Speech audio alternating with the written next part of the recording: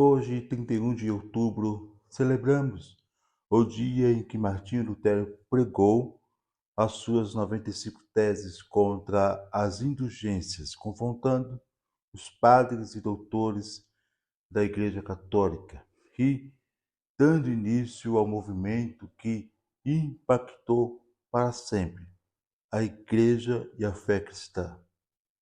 Hoje, celebramos a Reforma Protestante.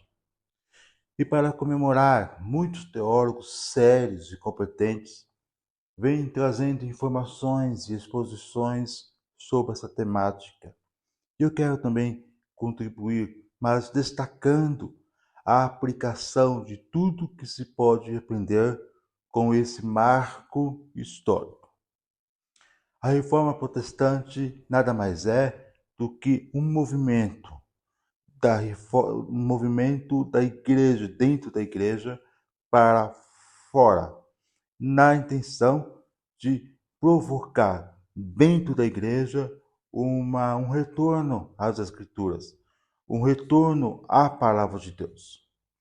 Por essa razão, nós precisamos entender que diante de tantas informações a respeito da Reforma Protestante, precisamos recordar que o movimento trouxe de volta algumas questões pertinentes, como a santidade, o temor do Senhor e o anseio pela presença do Criador. Na realidade, o que está por detrás de toda a inquietação de Lutero, o que estava queimando o coração desse homem, era o desejo, o anseio pela presença de Deus na pessoa do Espírito Santo. Os monges, eles saíram dos seminários, os artistas foram para as ruas, os jornalistas atentos, participando de todo o movimento, as universidades se tornando palco de diversas conversas teológicas, e então, com tudo isso, se provocou uma revolução na cultura, na economia, na sociedade como um todo, não apenas no âmbito da espiritualidade. Aliás, a teologia foi o ponto de partida para que houvesse uma reforma na sociedade. E é interessante destacar isso. Como a teologia pode influenciar muito na construção de uma sociedade mais justa e sensata. Por trás de todo aquele movimento estava um anseio do povo em estudar as Escrituras, glorificando a Deus em todas as coisas. É preciso destacar que o trabalho incansável do avivalista, que era um mestre que temia a Deus, por detrás de toda essa conjuntura de Martinho Lutero, era o anseio pela palavra, era o desejo de que todo o povo pudesse compreender as Escrituras. E o povo, claro, respondeu a isso, desejando, por isso amparou e apoiou o protesto. Mas precisamos reconhecer também que houve outros homens, como John Hus, que, sendo um prestigioso reitor e pregador de uma das capelas mais visitadas daquela época, ele chamou a atenção para o que temos como um dos pilares da reforma, que é o sacerdócio universal de todos os crentes. Ou seja, não era só os padres, não era só os doutores, os professores, os mestres que deveriam ensinar ou estudar as escrituras. Na realidade, todos deveriam ter acesso às escrituras e poderiam compartilhar, uma vez que compreendeu claramente as escrituras. Ainda também temos o reformador Jerônimo Savonarola, que atraiu eruditos, pensadores, gente de forte influência na economia, na sociedade e na cultura. Era um erudito pronto para acolher homens que refletia e clamava por uma mudança dentro da igreja e a partir dela.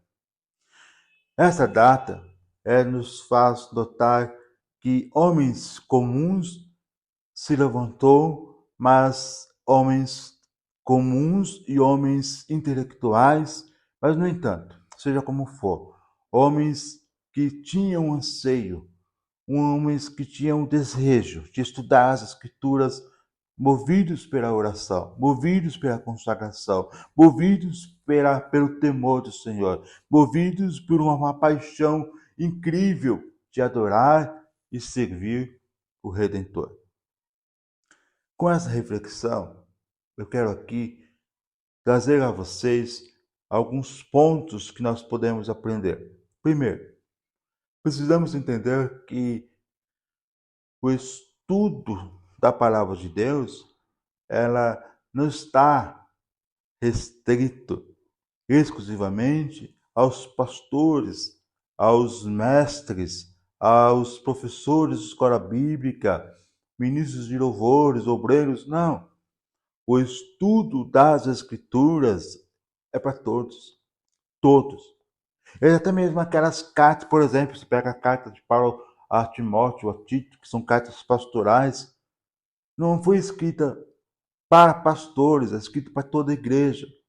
Para vocês entenderem que a Bíblia, toda as Escrituras, toda ela é inspirada por Deus para que pudéssemos ser, de alguma maneira ou de toda forma, ser alimentado.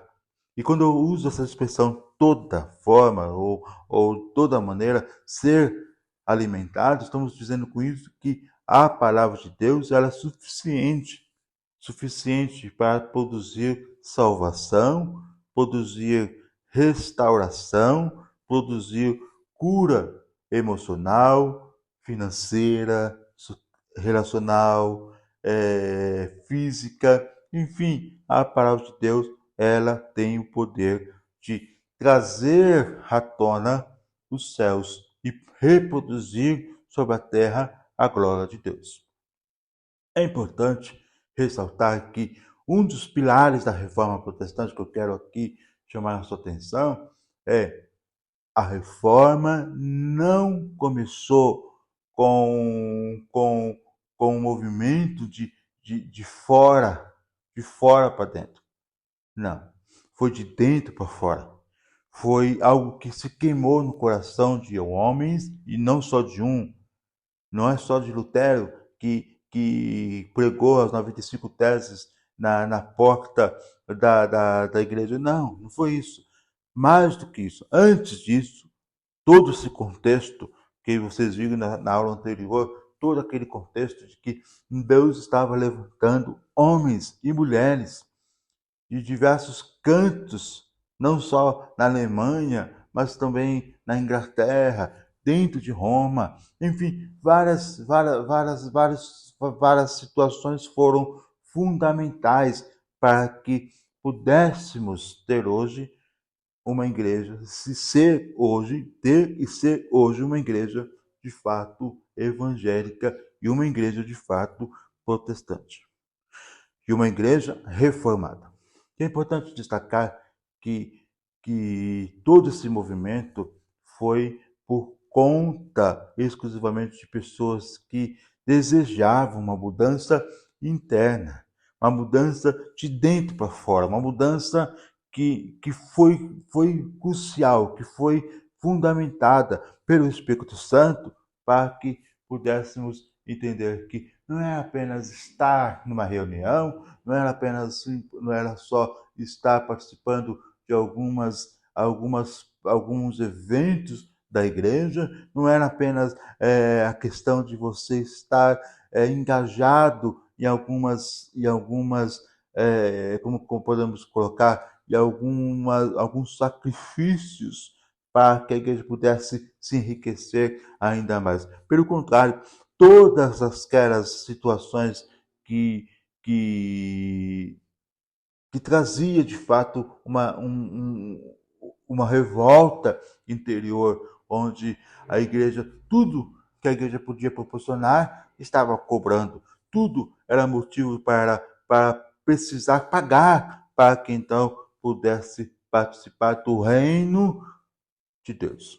Na verdade, essa inquietação foi produzida pelo Espírito Santo, porque homens sérios, homens e mulheres que temem o Senhor, que assiste dentro dos bastidores e até mesmo do convívio de pessoas que se ditas cristãs, que simplesmente acham que só é necessário, se faz necessário estar numa igreja, sendo que, na verdade, nós precisamos ser para estar. Em outras palavras, nós precisamos deixar que o Espírito Santo queima dentro de nós a palavra dele. Que o Espírito Santo faz nos voltar para as origens apostólicas, as origens onde nós estudamos porque temos convicção de que Deus nos levanta para sermos agentes do reino de Deus nessa geração. E nós fazemos isso porque temos como papel fundamental a nossa vida com Deus. E para que isso aconteça, é preciso momentos, é preciso ser alguém que se identifica com o próprio Deus.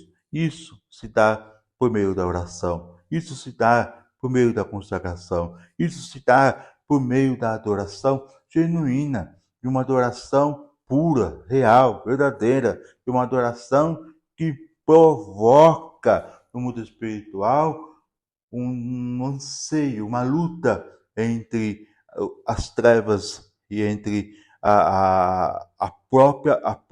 entre as trevas e a própria comunidade cristã, porque de fato, quando nós ficamos acomodados com a vida religiosa que estamos assistindo, percebendo, vivenciando, nós muitas das vezes não estamos atentos ao que acontece no mundo espiritual. Mas à medida que estamos incomodados, na medida que nós ficamos olhando ao nosso redor e assistindo tudo isso, a gente clama: Senhor, nos levanta para sermos agentes de transformação, nos levanta para sermos agentes de restauração. Logo, o Espírito Santo começa a produzir em nós uma incomodação que nos move a orar, que nos move a estudar, que nos move a evangelizar, inclusive crentes. É importante ressaltar isso, porque Martinho Lutero e tantos outros, o que eles fizeram foram exatamente isso. Eles evangelizaram aqueles que estavam dentro da própria igreja.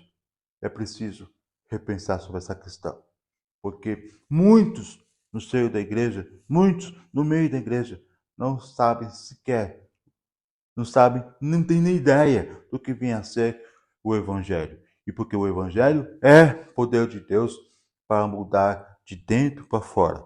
Essa mudança, ela gera um movimento. Essa mudança gera um movimento para fora, um movimento de querer reproduzir, um movimento de querer agir, fazer, tornar as coisas mais visíveis, no sentido de que a glória de Deus se torna visível. Um outro ponto que a gente precisa chamar a atenção é que aqueles homens, eles desejavam uma reforma interna, mas não foi possível, foram expulsos. E o movimento se alastrou por toda a sociedade. No entanto, eles não baixaram a guarda. Eles não retrocederam. Eles não temeram a vida. Inclusive, muitos morreram. Houve guerras sangrentas. Houve vidas inocentes mortas. No entanto, eles permaneceram invictos. Eles permaneceram convictos. Eles lutaram para que a palavra de Deus tivesse em todas as casas. Todos pudessem ter a Bíblia impressa. A Bíblia impressa. Hoje, temos Bíblias de todos os tamanhos. Bíblias de todos os gostos. E muitas das vezes a gente não valoriza, não estuda, não aprimora, não se dedica, no mínimo. É interessante perceber que nós precisamos viver uma reforma. Nós precisamos viver uma revitalização de tal forma que nós precisamos ser incomodados para retornar às Escrituras, não no intuito de apenas preparar alguma coisa para reproduzir, para compartilhar, para ministrar, mas para vivenciar, para termos condições de simplesmente sermos alimentados, sustentados em tempos difíceis como esses. Portanto, aqueles homens do século XV foram bravos, foram violentos no sentido de querer que a palavra de Deus tivesse acesso, fosse acessível a todos, a todos. Eles lutaram, brigaram para que isso se tornasse uma realidade. Nós precisamos, como agentes do reino de Deus, tornar ter esse momento histórico como reflexão e estarmos incomodados por esta atual situação. Outro ponto que me chama a atenção em todo esse movimento da história da Reforma Protestante é que aqueles homens eram homens extremamente de oração, homens que oravam, homens que se dedicavam constantemente numa busca incansável pela presença de Deus. É interessante destacar isso. É fundamental. Eram homens cheios do Espírito Santo. Não temos relatos históricos que eles tinham os dons de falar em outras línguas. Mas o dom de falar em outras línguas não é um sinal de que você é cheio do Espírito Santo. O sinal de que você é cheio do Espírito Santo é que você tem apreço pelas Escrituras e ama as Escrituras e defende as Escrituras e coloca as Escrituras acima de todas as coisas. Onde você tem como evidência, bom, se a minha denominação, veja, se a minha denominação, ela me pede, se ela me convida, se ela chama para excluir parte das Escrituras, logo, eu preciso deixar a denominação para seguir as Escrituras.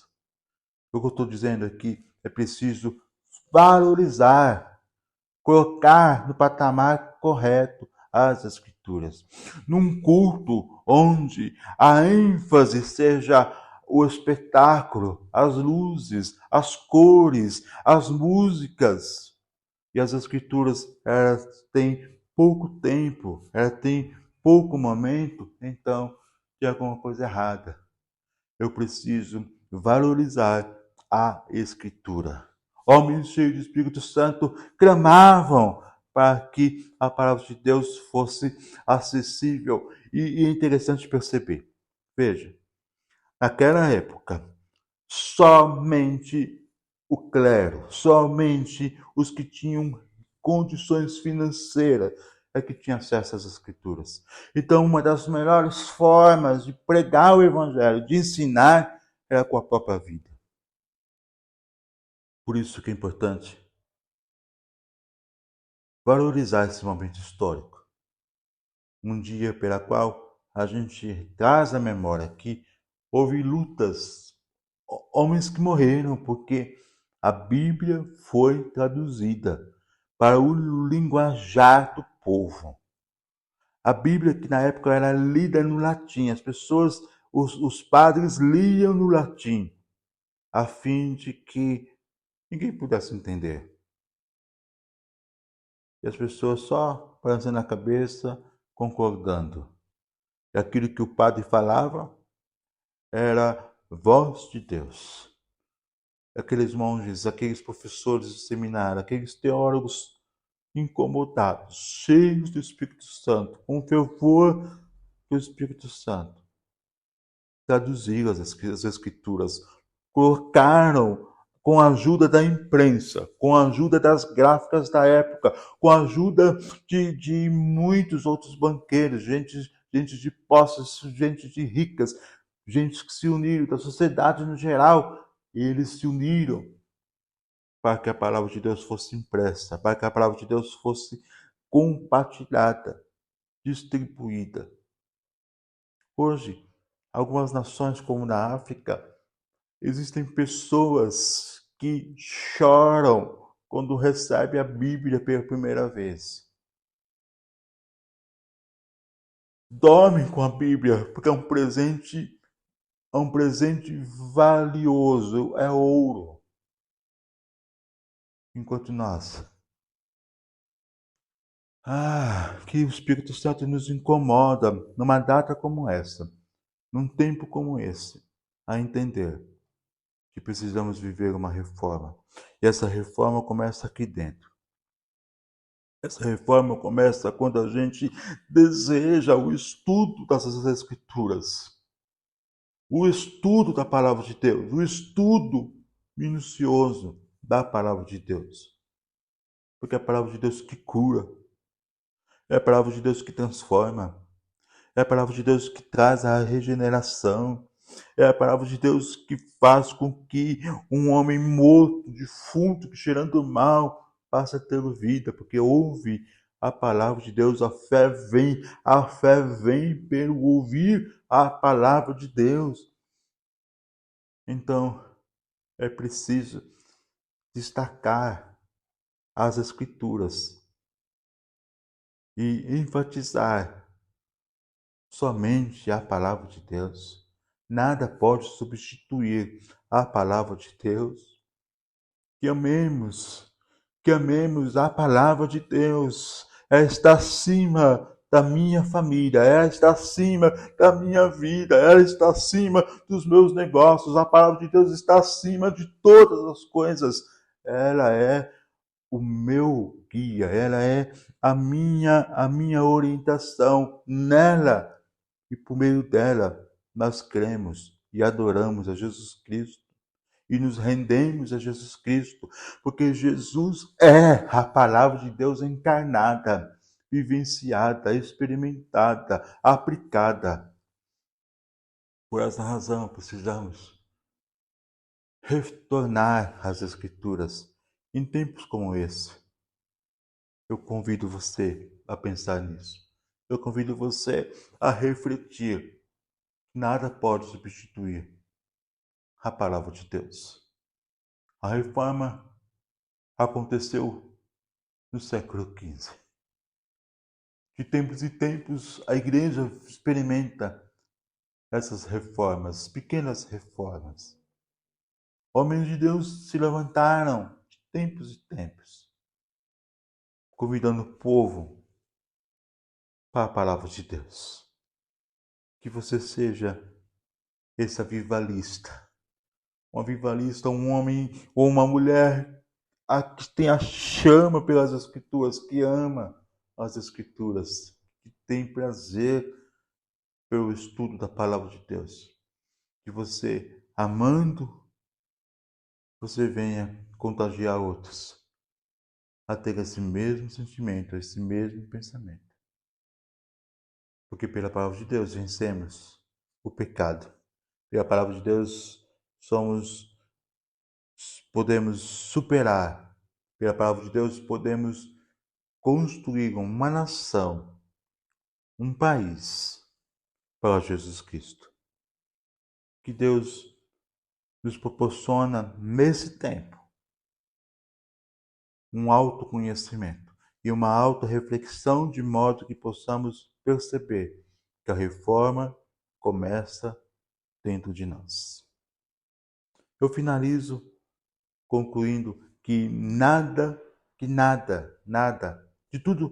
aliás, de tudo que foi dito ou pode ser dito a respeito desse grande evento da Reforma Protestante, nada pode substituir a palavra de Deus. Nada pode substituí-lo. Depois disso, nós temos algumas subdivisões. Surgiram, séculos depois, igrejas de nações na Escócia, na Inglaterra, tantos outros. A gente percebe movimentos na Alemanha, várias igrejas foram surgindo.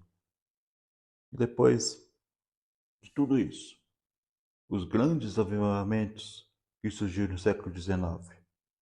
Mas toda esses movimentos históricos que a gente pode ler, que nós podemos refletir, é interessante e é fundamental que a gente tenha isso em mente. Todos esses homens e mulheres fizeram o que fizeram,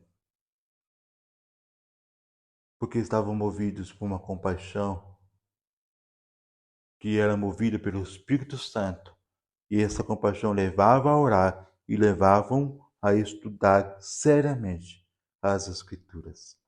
E por essa compaixão, para amar outros e servir outros, e conduzindo, edificando e participando da edificação do corpo de Cristo para a glória de Deus.